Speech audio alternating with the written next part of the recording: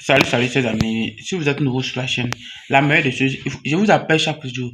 Abonnez, surtout, j'ai besoin de votre commentaire sur mes vidéos. Il faut sur ma chaîne YouTube, il faut partager et surtout, je suis encore au lit. Hein. Bon, je vais me réveiller, mais je suis encore au lit. Et l'information catastrophique, on a arrêté le président des jeunes de Côte d'Ivoire, le président Jean-François Kouassi. Il a été interpellé pendant que, parce qu'il a fait une démonstration, je passe dans quel service, dans une administration, dénonçant des fraudes et des corruptions au niveau des recrutements dans la fonction publique. Et il a été interpellé et amené, pas interpellé, c'est ça, on parle de une arrestation forcée musclée, parce que j'ai vu l'arrestation, c'est pas quelque chose de très facile, mais c'est grave. Et c'est ce qui représente l'Afrique, parce qu'on ne peut pas dénoncer. On ne peut pas dénoncer en Afrique. On ne peut pas revendiquer notre droit. On ne peut pas dire non à ce que nos dirigeants font, parce que pour eux, si on dit non, on est contre eux. Pas parce que tu es au pouvoir, tout le monde doit être de même avis que toi. Non, tout le monde ne peut pas être de même avis, de même opinion que toi. Parce qu'il y en aura, quel qu'en soit, dans les cas, des divergences. Il y en aura au moins des divergences. Mais tu ne peux pas, on ne peut pas laisser tout à toi, à tes décisions et à tout ce que tu veux. Tu feras ce que tu veux. Aujourd'hui, ce qui se passe en Côte d'Ivoire, les gens pensent que c'est Dieu. Ouattara est arrivé à la tête de la Côte d'Ivoire par la violence.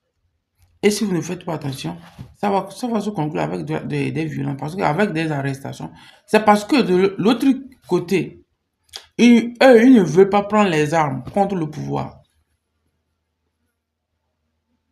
C'est pour cela ils laissent le pays. Ils ont donné la paix. Ils veulent que la Côte d'Ivoire reste en paix. Si les autres veulent revendiquer, veulent revancher, alors c'est une chose catastrophique. Parce que eux aussi peuvent héberger des rébellions dans les pays voisins pour déstabiliser la Côte d'Ivoire. Et ce n'est pas leur choix. Leur choix, c'est de protéger le pays, c'est de garder le pays en paix. Aujourd'hui, la Côte d'Ivoire est en conflit et la Côte d'Ivoire est dans des problèmes. Pas parce que Ouattara ne fait pas bien, mais parce qu'au niveau politique, il y a les gens qui ont kidnappé le pouvoir et ils veulent garder le pouvoir pour eux seuls, pour leur intérêt et pour l'intérêt personnel. Les entreprises et la fonction publique est distribuée entre eux, entre les membres de famille. C'est comme ça et la majorité de nos pays francophones, c'est comme ça que ça se passe. C'est comme ça. Mais quand on parle, on va dire non, toi tu es politicien, toi tu cherches quoi dedans? Non, on ne cherche rien dedans, mais la réalité, il est clair. On ne peut pas être là, à voir les choses se passer, sans dire non, sans dénoncer.